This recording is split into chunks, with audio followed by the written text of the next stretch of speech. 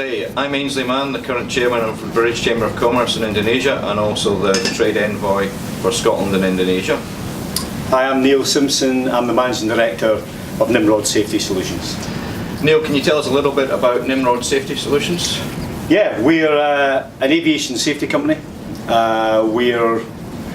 We've been going since about 2015. We're doing some small work in the UK, but now we decided to try and take our product abroad. And you told me something very interesting. You told me that the first ever international market that you looked at was Indonesia.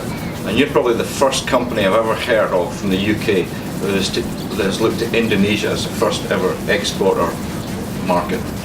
Yeah, about 6 years ago, while I was at the headquarters of the Royal Air Force, I had my ear at the ground, and Indonesia's aviation safety record kept coming up every so often.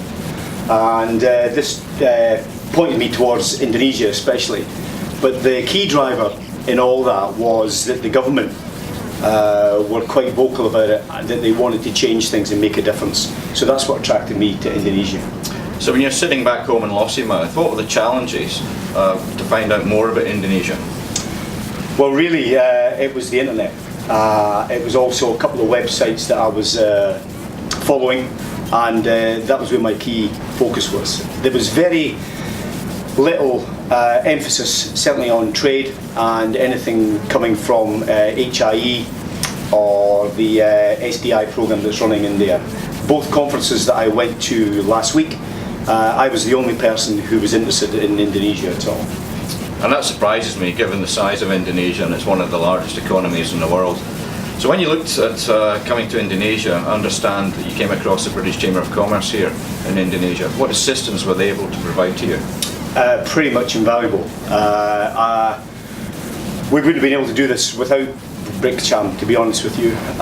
We didn't know the climate, we didn't know the business market, and really, because of the time difference, you could argue there is only a few hours in the day where the UK and Indonesia hit the right time to do business. So having someone on the ground who could pick up the phone and speak to the right people was invaluable.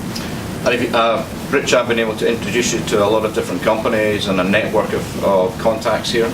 Well, as you know, this is our second time here, and we've involved BRICS-CHAM both times.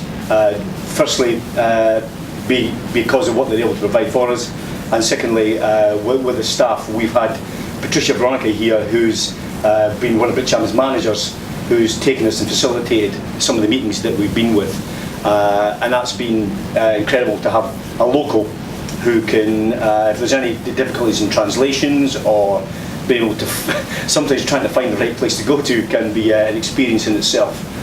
So that's been really good for us. So this is your second visit. Will we be seeing more of you in the future? Are you getting some traction?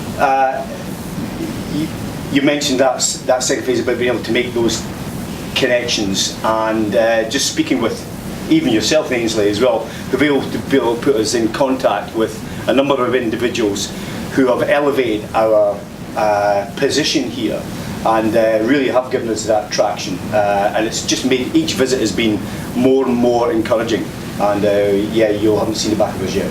Well, I'm sure every air traveller in Indonesia wishes you the very best of success with your endeavours. Thank you very much. Thank you very much. Thank you.